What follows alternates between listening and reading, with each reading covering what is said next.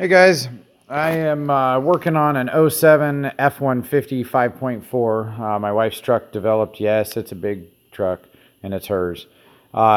She developed an oil leak after an oil change recently, and so been struggling trying to figure out exactly where it was coming from. So went up and started doing some messing around, and realized that after the oil change, up in here where the oil filter adapter goes, you can see I've already taken it apart. So, but right up in here, so these two bottom slots where my hand is covering, because you can't get up in there, but there's a bottom hole and a top hole. One's the intake into the oil filter, one goes back to the engine.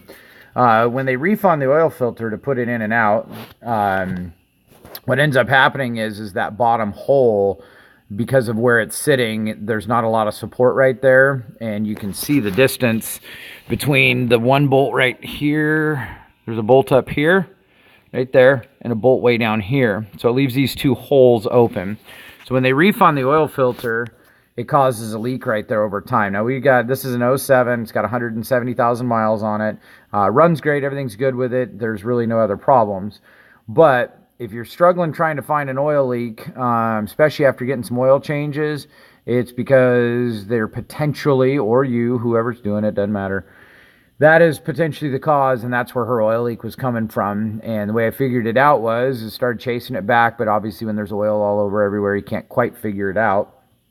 So reached up there, and it happened after the oil change, so something had to correlate. So when I grabbed a hold of that oil filter and just check it out, on this bottom hole right here, if you can see, it's on this bottom hole where the gasket is, and the oil filter sits about right here, kind of where my hand is. When I grabbed that and moved it, you could see oil moving around right here. You could kind of see it seeping. So that's kind of what happened. The other thing too is I see a lot of videos out there about, when you drain the radiator out and all that, of what to do, and it drains everywhere and all that. A little trick on these F150s that's kind of nice, and there's a lot of rigs that are out there that are like this, but a bucket with a hose. Let's see if I can get up in here and be able to see this myself. Up off the petcock, right there, let's see if I can get in here, there is a little nipple that comes off of there, and you can almost see it right there. There's a little nipple that comes off of there. That little nipple, you put a 3/8 inch hose on there, just like that, run it down in here, and then when you open the petcock, don't take the petcock out all the way. It'll drip a little bit, kind of down the frame here a little bit. Very, very minimal.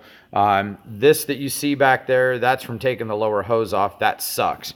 But this is about all I got on the ground, was a little tiny bit instead of it everywhere. It all went into the bucket, which, come to find out, that's actually pretty nasty. Probably should change that after 170,000 miles.